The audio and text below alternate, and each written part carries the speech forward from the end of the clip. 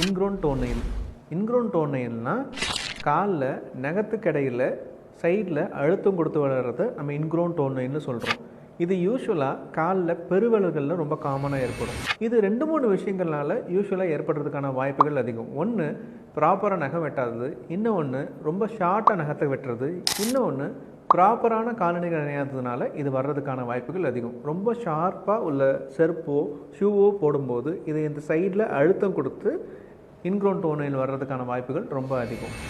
Patient யூஸ்வலாக என்ன complaint பண்ணுவாங்கன்னா, 10 days பேக் சரியாக எனக்கு வலி இருந்தது கால் பெருவிரலில், அதுக்கப்புறம் வீக்கம் கொடுத்தது, அதுக்கப்புறம் சளம் வந்தது, வலி ரொம்ப தாங்கவே முடியல அப்படின்னு யூஸ்வலாக கம்ப்ளைண்ட் பண்ணுவாங்க.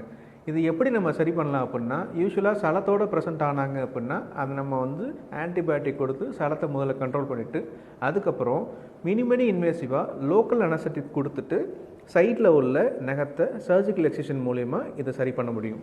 தேங்க்யூ.